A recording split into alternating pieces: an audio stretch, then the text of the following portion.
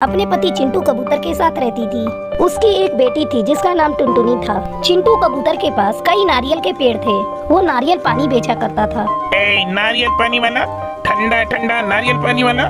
चिंटू भैया, मुझे एक नारियल पानी देना। जंगल के पक्षी चिंटू कबूतर के ठेले से नारियल पानी पीते थे। इससे चिंटू की अच्छी कमाई हो जाती थी। एक दिन चिंटू कबूतर नारियल तोड़ने के लिए अपने बगीचे में गया था। अचानक एक बड़ा सा नारियल उस पर गिर जाता है, जिससे चिंटू कबूतर घायल हो जाता है और उसके पंख में भी चोट आ जाती है। पास से गुजर रहा पक्षी चिंटू कबूतर को उठाकर उसके घर पहुंचाता है। अरे ये क्या हो गया आपको? ये सब कैसे हो गया? चिंटू कबूतर उसे सारी बात बताता है कि कैसे उसके ऊपर एक नारियल गिर गया था।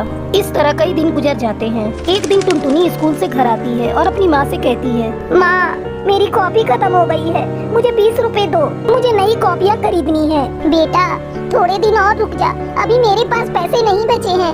इस समय मैं तुझे कॉपी खरीदने के लिए पैसे नहीं दे सकती। तू देख रही है ना, तेरे पापा कई दिनों से बीमार पड़े हैं। कुछ दिन और रुक जा मेरी बेटी।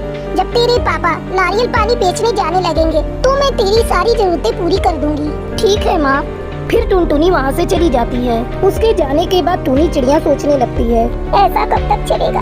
चिंटू की भी दवा खत्म हो गई है, मैं क्या करूँ, कुछ समझ में नहीं आ रहा है। घर में तो अब पैसे भी नहीं बचे हैं, मुझे ही अब लगता है कि कुछ करना पड़ेगा। तभी टूनी चिड़िया की नजर घर में पड़े नारियल पर जाती है। अब इतने सारे नारियल का मैं क्या करूं? अगर जल्दी इन्हें नहीं बेचा तो ये सारे खराब हो जाएंगे। टूनी चिड़िया ये सब सोच ही रही थी। तभी चिंटू कबूतर का दोस्त जुगनू कौवा उससे मिलने के लिए आता है। वो शहर में रहता था। अरे चिंटू भाई, ये सब कैसे हो गया?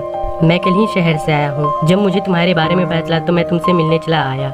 चिंता मत करो, जल्द ही ठीक हो जाओगे। तभी टूनी चिड़िया नारियल से बनी बर्फी और पानी लाकर जुगनू कौवे को देती है। ये लीजिए भाई साहब, पानी पी लीजिए। जुगनू कौवा नारियल बर्फी खाता है और पानी पीता है।